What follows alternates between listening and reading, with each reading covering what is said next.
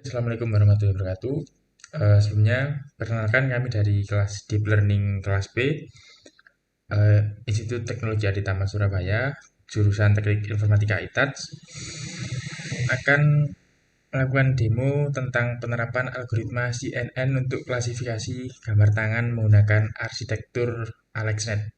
Sebelumnya, perkenalkan nama saya Victoria Ruki Mahendra dengan NPM 06 2020 107 302, dan ada teman-teman saya yang pertama Ida Sanandara Madianto dengan NPM belakang 07316, kemudian ada Mita Islamia dengan NPM belakang 07328, dan terakhir ada Talita Naifa Audrey dengan NPM belakang 07363. Baik, di sini kami menggunakan Google Colab untuk membuat program klasifikasi ini. Jadi untuk yang pertama yaitu kita mengimport kelas, yaitu import sequential, kemudian import count 2D, max pooling, dense, flatten, serta dropout dari TensorFlow. Nah, untuk objeknya yaitu sequential dalam framework keras. Model sequential adalah salah satu jenis model dalam keras yang digunakan untuk membangun sebuah arsitektur model neural network dengan urutan linear dengan lapisan-lapisan yang terhubung. Baik, kemudian yang selanjutnya yaitu uh, mengimport beberapa library seperti NumPy, dan ada image serta random. Jadi untuk preprocessing datanya yang pertama yaitu kita tentukan dimensi yang diharapkan oleh gambar, yaitu tinggi dan lebarnya ada 224 pixel. Kemudian membuat list kosong untuk menyimpan gambar train. Untuk path-nya ini dari dataset train. Kemudian diolah gambar train tersebut menjadi sebuah trace image dengan tipe data float. Ya, kemudian tidak lupa pula kita import label encoder, yaitu untuk mentransformasikan gambar menjadi numbering. Selanjutnya kita preprocessing data test dari path dataset yang berupa test, kemudian inisialisasi list untuk menyimpan data dan labelnya, kemudian membuat fungsi for untuk membuka tes yang berupa gambar atau JPG. Kemudian X-testnya kita tambahkan image, kemudian Y-testnya kita tambahkan label. Ya, jadi terdapat jumlah data tes sebesar 20 gambar dan label tes sebanyak 20.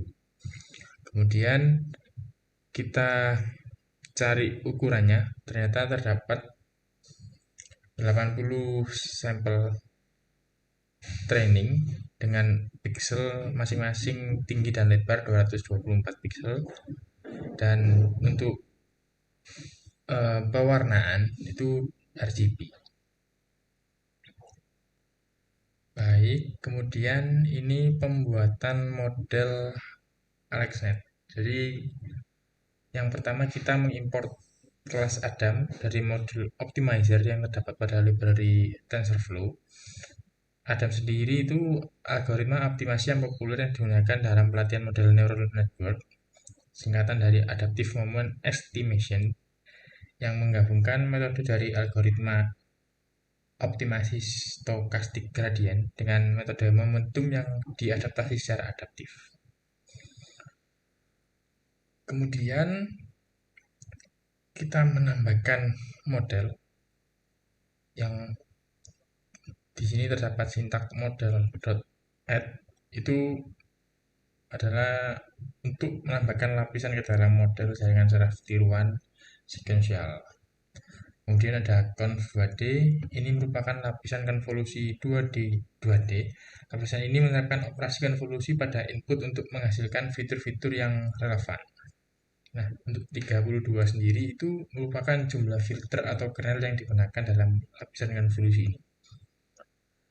Kemudian untuk ukuran kernel konvolusinya itu 3 kali 3. Kemudian ada aktivasi relu, itu aktivasi yang akan digunakan setelah operasi konvolusi. Relu sendiri merupakan kepanjangan dari Rectified Linear Unit yang digunakan sebagai fungsi aktivasi. Fungsi ini memperkenalkan nonlinearitas ke dalam model. Kemudian ada input shift, tinggi, serta lebar target, dan satuan warnanya RGB. Selanjutnya yaitu ada max pooling 2D, yaitu jenis lapisan pengurangan dimensi yang disebut max pooling. Lapisan ini digunakan untuk mengurangi ukuran spasial output dari spasial sebelumnya dengan mempertahankan fitur-fitur yang paling menonjol dengan size poolnya berukuran 2x2. Digunakan untuk mengambil nilai maksimum dari setiap window yang bergerak melintasi output lapisan sebelumnya. Dengan menambahkan lapisan max pooling ini, model akan melakukan pengurangan dimensi spasial dari fitur-fitur yang diekstrak oleh lapisan konvolusi sebelumnya untuk mengurangi kompleksitas model dan mempercepat proses pelatihan.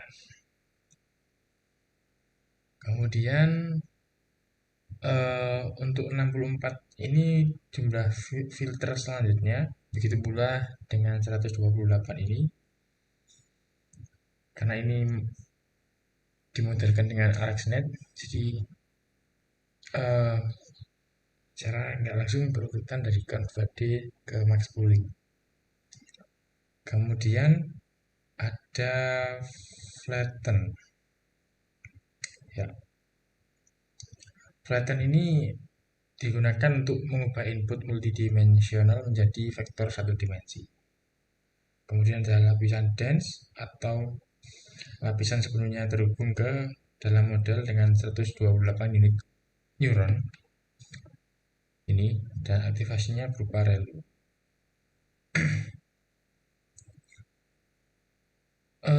Kemudian menambahkan lapisan dense ke dalam model dengan jumlah unit neuron yang sama dengan jumlah kelas yang ada, yaitu learn classes, dan menggunakan fungsi aktivasi softmax.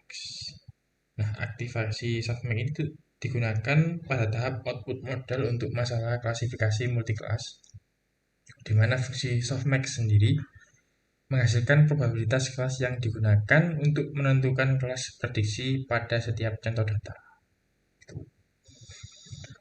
Kemudian ada argumen categorical cross entropy yang digunakan selama pelatihan model dalam konteks klasifikasi multiclass dengan label yang di-encode secara one hot atau one hot encode labels umumnya digunakan untuk mengukur kesalahan antara probabilitas prediksi model dan label yang sebenarnya. Kemudian ada matriks akurasi digunakan untuk mengukur kinerja model selama pelatihan dan evaluasi. Itu. Ya. Ini untuk plot modelnya dijelaskan tadi.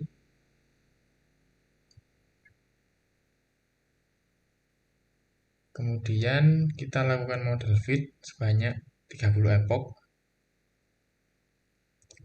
dan di epoch 15 akurasinya sudah 100% atau 1. Kemudian untuk model summary-nya, total jumlah parameternya yaitu 11.170.250. Semua parameter pada model ini dapat diubah atau trainable, yang berarti akan diperbarui selama proses pelatihan model.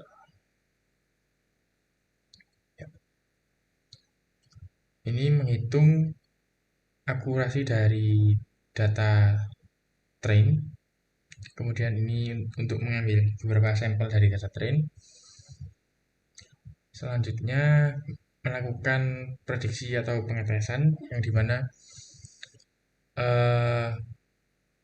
mengambil sebuah file path dari data test, kemudian kita buat prediksinya dari data test sama labelnya dari label encode. Kemudian untuk menampilkannya kita menggunakan fungsi for yang dimana panjangnya merupakan dari prediksi label yaitu sebanyak 20. Jadi jika di run akan menghasilkan seperti ini, yang dimana terdapat nama image dari gambar data test, kemudian terdapat prediksi kelasnya seperti ini. Gitu. Ya, saya rasa cukup dari kami. Terima kasih. Mohon maaf apabila ada kesalahan kata maupun kalimat yang kami ucapkan. Terima kasih. Wassalamualaikum warahmatullahi wabarakatuh.